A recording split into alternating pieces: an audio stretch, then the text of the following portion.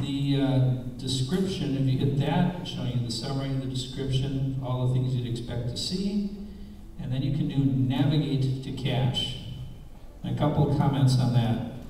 Right now you can see that there's a solid red line that is, well, it's kind of hard to see on this projector here, but we're the blue dot, and the green is of course the cache. If we had a weak satellite signal where it was having trouble picking up where we're at, it would be a red dot instead of a blue dot. But the fact that we have a blue dot means that it's a strong signal. And I'm looking at it right now in the satellite view. However, I could go to the street view, and it's a bit easier probably for you to see on the screen right now. Then, if this was a multi-cache, I'd hit this little flag button, and I could now switch the coordinates to something else. So I could maybe switch this to here and here, and now I have a new latitude coordinate. So you can use it for multis by just changing the coordinates. And then there is a compass view. And as you turn this, that compass will just move to always point towards the cache. Make sure we get this back where it belongs there.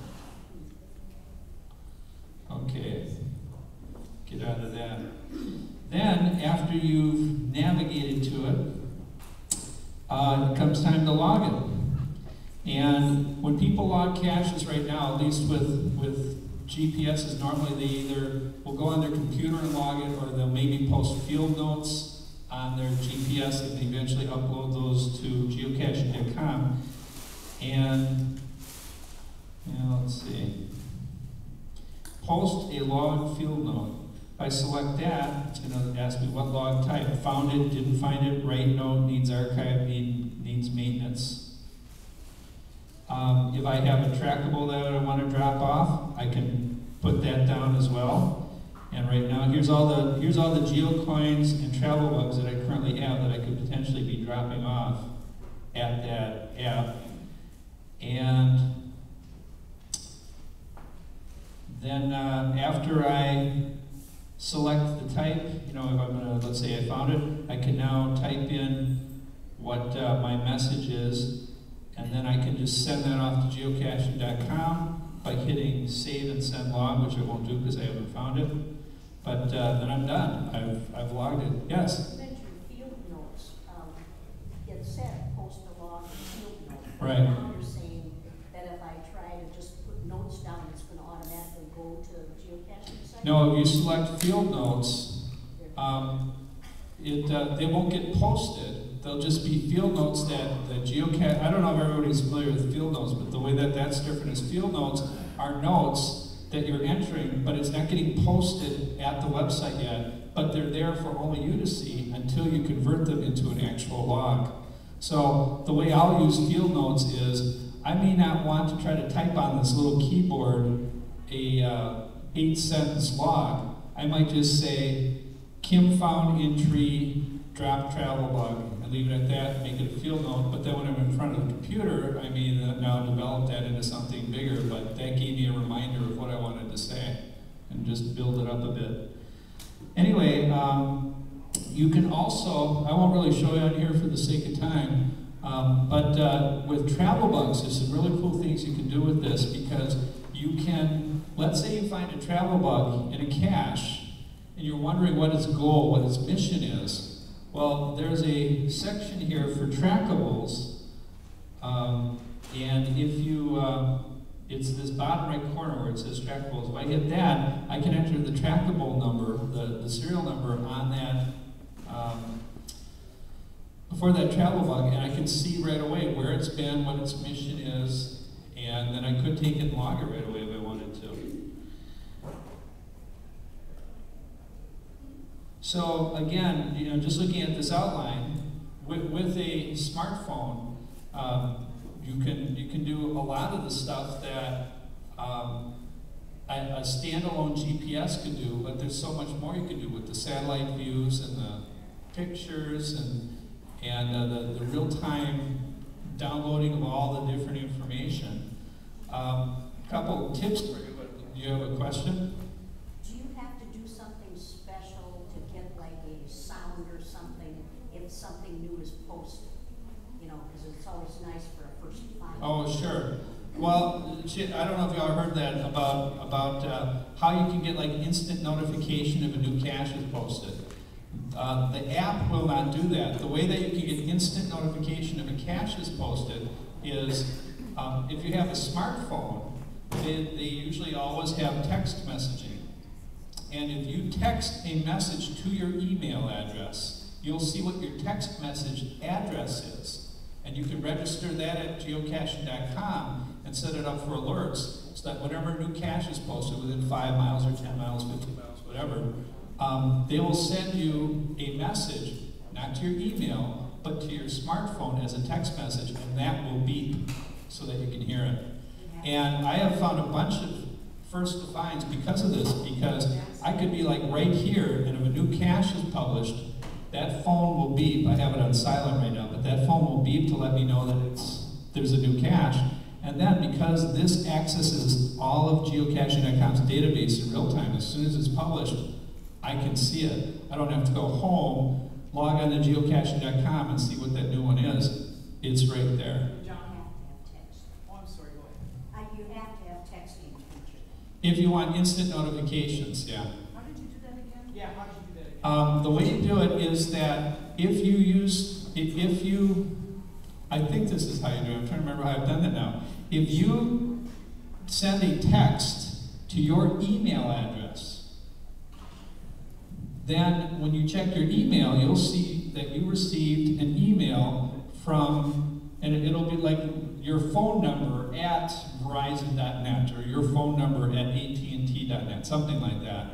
And so now you'll know what your text email address is, more or less. And when you go to geocaching.com, if you go into your account settings, you'll see that you have one email address for sure that's registered with geocaching.com where they'd send you notices. Well, you can set up a second one. And for that second one, and for that second one only, you could say, and notify me with this one whenever there's a cache within so many miles. And that's how you get the instant alerts on it. We just got a first to find this morning, as a matter of fact. I did use the phone for part of that process. Just a couple of final tips, and then I'll turn it over to Rob. First of all, and the tips are located here, are on the outline. There is a free geocaching app. The app that I'm showing you here is $9.99. The free one is a nice way for people to start out. However, that one has almost none of these features. All that one will do is it'll show you the 3 closest geocaches to wherever you happen to be at. So if you're in Minneapolis and you fire up the freebie, it'll show you the 3 closest. That's good enough, I suppose, but if you wanted to see more than 3, you need the paid app. With logging the cache, a nice thing about the app is that you can log the caches from the field and you can log them with pictures right away. I like to do that. But I would suggest that if the smartphone is all one can afford, well then fine, use the smartphone. It does have limitations that I mentioned before, but I would suggest you consider getting a dedicated standalone GPS. This is a great complement to it because it does a lot of things that a dedicated GPS can't do. And then my final comments are just on battery life. Like I had mentioned before, if you keep this on the whole time, it's going to be drained in about 3 or 4 hours. And I want to show you a little trick. At least this is the way it is on the iPhone. Here's the home screen. If you double click on the home button, it's now showing me all the things that are running in the background. And typically, at least on an iPhone, at any given time, there's about 20 programs running all at the same time. And you can see what those are by double clicking. And then you just hold one down, and you'll see that all of a sudden they have little minus signs and they're wiggling. I can turn it off, turn it off, turn it off. Now I've got a really clean, smooth running iPhone that's not draining the battery. So that's one way that you can close that off. Other ways you can save on battery power is turn off Bluetooth and turn off Wi-Fi if you're not using those. You'll notice that in the upper right-hand corner, mine says 85%. With a lot of phones, it doesn't show you the percentage of how much battery power you have left unless you enable it.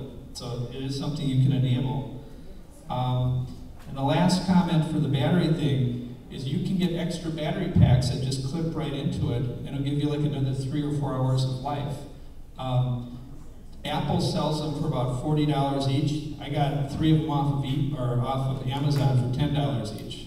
But so if you have a smartphone, you can use it for geocaching. It is nice to get extra battery packs because they do get drained. Anyway, that's it in a nutshell for using the geocaching app. And now Rob is going to talk about the CGeo app. You had a question? Yeah, how accurate is that app compared to a standalone device? It's identical if it's nice and in the open. So if you're out in the field, it's perfect. If there's slight trees, it's probably still okay. But if you're in the woods, it sometimes is pretty bad. You know, jumping around 40, 50 feet. More questions? I'm going to turn this over to Rob, but why don't I take more questions once we're done? So I want to give Rob time to talk about CGeo. I'm going to learn about it myself. Thank you very much. Grab my phone.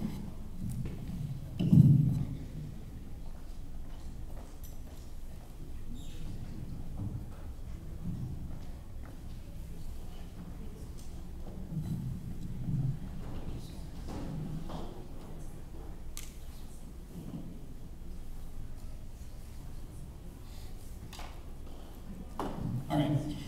Just to echo a few of the things that were mentioned before, GPS accuracy is definitely an issue, as well as battery life.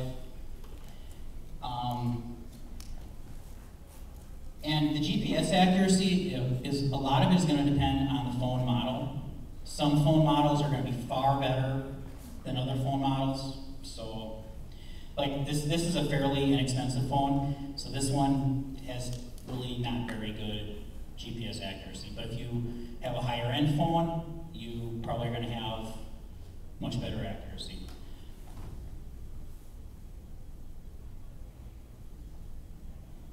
Okay, a lot of the features in CGeo are going to be similar to the geocaching.com app. So a lot of the things you're going to see in here are going to be maybe not identical, but very similar. This first icon right here is for the live map. For the live map. If you click on that, that will show you the geocaches that are currently around your current position. If you see one that you want to take a look at, you simply click on it. Click on it like that, and it will bring up the difficulty, terrain ratings, distance, and if you want more details, click on more details and gives you all that information. If you scroll like this, it will give you the full description, the hint, which is coded here. If you want to decode it, you just click on it. Like so. And scroll over some more. It'll give you the logbook with most of the recent logs. And if you're looking for a multi-cache, then you can add a waypoint. You can enter the waypoint there.